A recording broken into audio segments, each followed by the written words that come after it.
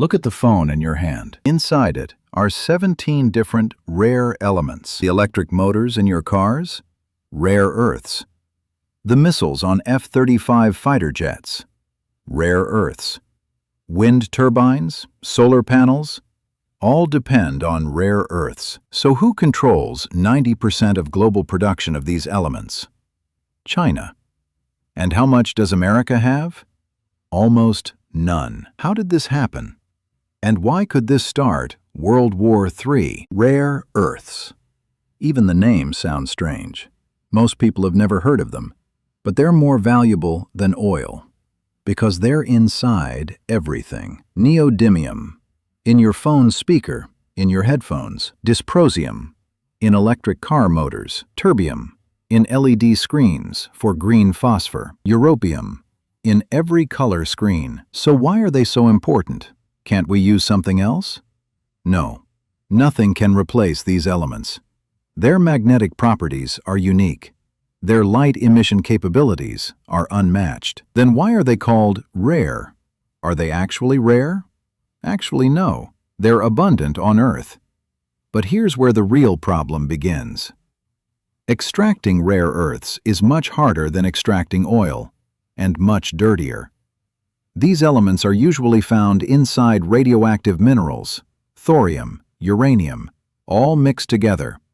When you extract the ore, radioactive waste emerges. Toxic acids are used. Water gets polluted. Soil dies. So who's willing to do this? In the 1980s, America did. California had a massive mine called Mountain Pass. It supplied most of global production. But a problem emerged. Environmental disasters. Toxic waste mixing into lakes. Public protests. Environmental groups filing lawsuits. In the 1990s, they were forced to close the mine. America stopped production. So did everyone stop using these elements? No, quite the opposite. Demand increased every year. So who would produce them? The 1990s. Chinese leader Deng Xiaoping says something. The Middle East has oil. China has rare earths. China sets a strategy. Sell rare earths to the whole world. Sell cheap. Eliminate competitors. But why? Why sell without profit? Because the real plan is monopoly. Be the only producer. And then, the 2000s. China makes massive investments. Enormous mines open in Inner Mongolia, in Sichuan. No environmental rules. Cheap labor. Other countries can't compete. Mountain Pass in America closed. Mines in Australia are losing money. By 2010, China controls 97% of global production. 97%. Almost everything. So is this dangerous? After all, China sells, everyone buys. What's the problem? 2010. An incident occurs in the South China Sea. September 2010. Japanese Coast Guard stops a Chinese fishing boat. They're fishing in a prohibited area. The boat tries to escape, crashes into the Japanese vessel. They arrest the Chinese captain. China gets furious and uses a weapon. Rare earths. China stops rare earth exports to Japan. Overnight. Japan panics. Electronics giants Sony, Panasonic, Toyota all depend on rare earths. Production stops. Within 2 weeks, Japan backs down. They release the Chinese captain. The world is shocked. China can use rare earths as a weapon. So what does America do? Does it notice this threat? Yes, but too late. 2011. U.S. Congress holds an emergency meeting. The Pentagon presents a report. Without rare earths, we can't produce F-35s. Missile systems won't work. Radar systems are useless. We're dependent on China. Congress is shocked. America's most advanced weapons depend on China's rare earths. So what if China stops exports tomorrow? Pentagon answers, production stops within 6 months. Our strategic weapon stockpile runs out. This is unacceptable. So what will they do? America decides to reopen the Mountain Pass mine, invests billions of dollars. In 2012, the mine reopens, but there's a problem. Mountain Pass opened, but it's no longer enough on its own, because extracting rare earths from the mine is only the first step. The really hard part is refining. After extracting rare earth ore, it needs to go through chemical processes. This process requires years of experience.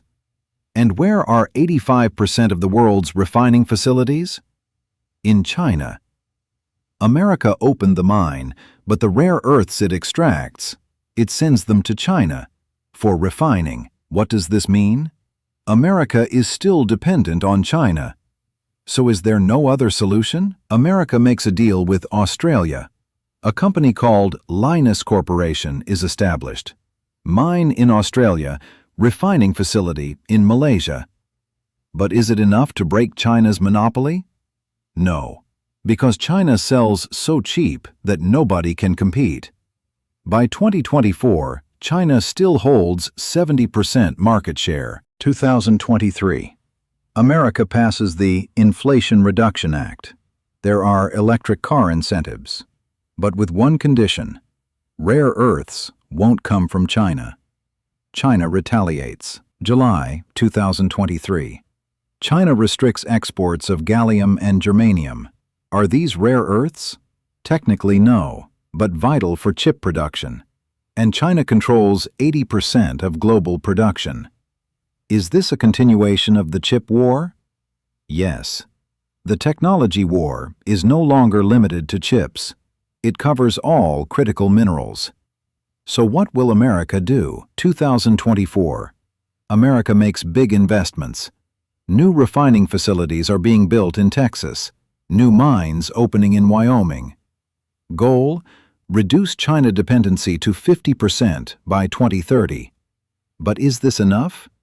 Experts are doubtful, because China has a 30-year head start. It has experience. It has infrastructure. And most importantly, environmental regulations are very loose. Opening a new mine in America takes 10 years. Environmental permits, court cases. In China? 2 years. So what's the solution? Some say recycling. Old phones, computers, cars. They contain tons of rare elements inside. We can recycle them. But there's a problem. Recycling is very expensive, more costly than extracting from mines. So nobody does it. There are 3 scenarios. Scenario 1. China wins. America remains dependent on China. In every crisis, China uses the rare earth weapon. America is helpless. Scenario 2. America gains independence by 2030. America establishes its own production. China's monopoly breaks. Balance shifts. Scenario 3. New players. Africa, South America enter the game. New mines open. Market diversifies. Which will happen? Nobody knows. But one thing is certain: rare earths are the oil of the 21st century, and whoever controls them controls the future. China's rare earth monopoly is a silent weapon. No rockets, no bombs, just control. And perhaps the most dangerous weapon is the one that makes no noise. America woke up. But is it too late? China has a 30-year advantage. Can the monopoly be broken? We'll find out the answer in 10 years. But until then, every time you look at the phone in your hand, remember this: the 17 elements inside it might one day be a cause for war.